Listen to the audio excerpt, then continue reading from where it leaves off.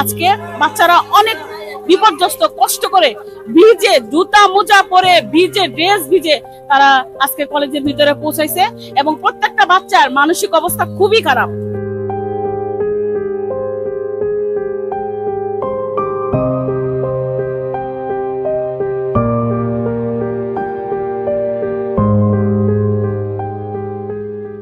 আসসালামু আলাইকুম।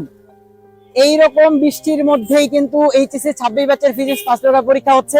আমি বর্তমানে আছি হচ্ছে টিএনটি কলেজ যে সেন্টার, সেখানে আজকে এইচএসসি 26 ব্যাচের যে ফিজিক্স ফার্স্ট পেপার পরীক্ষা, সেটা কিন্তু এই বাংলাদেশের বর্তমানে যে বৃষ্টি বাদল এবং বন্যার যে পরিস্থিতি, সেখানে কিন্তু ক্যান্সেল করার একটা আলোচনা চলতেছিল।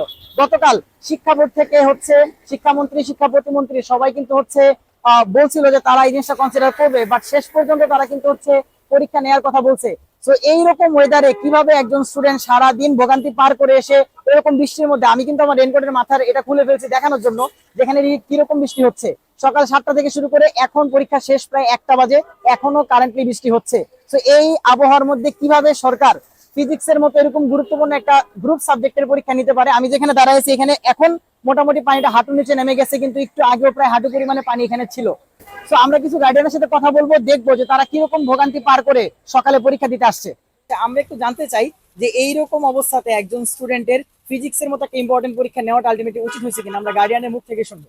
আজকে 3 দিন যাবত একাধারে বৃষ্টি হচ্ছে। আমরা নিউজে সব জায়গায় আমরা জানতে পারতেছি যে পরিমাণ বৃষ্টি হবে। তারপরেও আমরা মোবাইলে দেখেছি, টেলিভিশনে দেখাচ্ছে, সবাই অন্তত ফিজিক্স পরীক্ষার আগে একটু বিবেচনা করা দরকার ছিল যে বাচ্চাদের কথা ভেবে যে আজকের পরীক্ষাটা পরবর্তী সময়ে নেওয়ার জন্য। কিন্তু আজকে যে আসার যে দুর্ভোগ, আমার বাসা যাত্রাবাড়ি থেকে আমি মতিঝিল পর্যন্ত আসছি, আমার এই নটরডেম থেকে শুরু করে টিএনটি পর্যন্ত আমার কোমর পানি পর্যন্ত হয়ে যায়। কি যে বিপর্যস্ত অবস্থার মধ্যে আসছি যা বলার মতো না। একটা রিক্সা পাওয়া যায় না। রিক্সাওয়ালাকে একমাত্র মনে করেন যে মুখ দিয়ে বলতে হয়েছে যে ভাইয়া আপনার পায়ে ধরি, আপনি আমাদেরকে নিয়ে দিয়ে দেন, ঠিক আছে একটু দয়া করেন, আমারও বাচ্চা আছে, আপনারও তো বাচ্চা আছে। সেইটা চিন্তা করে সে আজকে রিক্সাওয়ালা নিয়ে আসছে। টাকার কোনো প্রসঙ্গ নাই এখানে, টাকার কোনো প্রসঙ্গ নেই। বা আমাকে নিয়ে জায়গা মতো বসান, আমি তো উঠতে পারছি, কিন্তু আমি দেখছি আরো অনেক সন্তান মা নিয়ে দাঁড়া রয়েছে, তারা অন্তত আসছে হয়তো বা 10টা 15 এরকম সময় আসছে। কিন্তু আমরা আশা করিনি একটা ফিজিক্স পরীক্ষা, এই পরীক্ষাটা অন্তত চেঞ্জ করে লাস্টে আমাদের নিতে পারতো। সেটা আমাদের অভিভাবকদের কথা, আমাদের বাচ্চাদের কথা বিবেচনা করে তার এটা করা উচিত ছিল। আমরা তো অনেক আশাবাদী, তার কাছে আমাদের অনেক আশাবাদী, আমরা অনেক রিকোয়েস্ট করছি, কিন্তু কোনোভাবেই উনি উনার মত পরিবর্তন করলো না। কালকে রাত্রে 12টা অবধি পর্যন্ত আমরা সবাই অপেক্ষা ছিলাম উনি একটা সিদ্ধান্ত দিবে, কিন্তু উনি কোনো সিদ্ধান্ত দেয় নাই। আজকে বাচ্চারা অনেক বিপর্যস্ত, কষ্ট করে ভিজে জুতা মোজা পরে ভিজে ড্রেস ভিজে তারা আজকে কলেজের ভিতরে পৌঁছাইছে এবং প্রত্যেকটা বাচ্চার মানসিক অবস্থা খুবই খারাপ। এভাবে বৃষ্টিতে ভিজে পরীক্ষা দিয়ে যাবে বাসায়, যাওয়ার পরে তো অবশ্যই অসুস্থ হয়ে যাবে। শিক্ষামন্ত্রীর কাছে আমাদের অনুরোধ, উনি যেন আমাদের বিবেচনা করে সামনের পরীক্ষাগুলো ভালো হওয়ার চিন্তা করে যেন পিছিয়ে দেয়। কি মনে হয় এই যে এই পরিস্থিতি আর কি ও পরীক্ষা দিতে আসলো, মেন্টালি হচ্ছে কি স্যাটিসফাই যে পরীক্ষা দিতে আসছে, খুশি ছিল? বাচ্চা আসলে স্যাটিসফাই না, কিন্তু আসলে যেটা নির্ধারিত সময় ওই হিসাব করে আমরা বাসা থেকে বেরিয়ে টাইম মতো আসছি। এবং পরীক্ষা বৃষ্টির জন্য থামবে কিনা এটা তো হলো সরকারের সিদ্ধান্ত, এটা তো আমাদের সিদ্ধান্ত না। এখন ওনারা যদি বিবেচনা করে যে সামনে যদি খারাপ অবস্থা হয় দিনের, তাহলে দুই পরে, আর যেহেতু কালকে আবার পরীক্ষা নাই, মাঝখানে গ্যাপ আছে, তো ওর মধ্যে যদি দিন ভালো হয়ে যায়, আবহাওয়া ভালো হয়ে যায়, পরিস্থিতি সুন্দর হয়, তাহলে পরে স্টুডেন্টরা হচ্ছে পানি পাড়ায় বের হচ্ছে।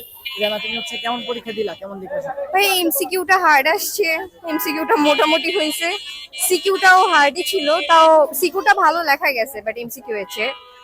আর আসার ব্যাপারটা যেহেতু আমরা যখন আসবো ওই টাইমে বৃষ্টিটা একদম শুরু হয়েছে, এটা খুবই মানে দুর্ভোগের একটা ব্যাপার ছিল।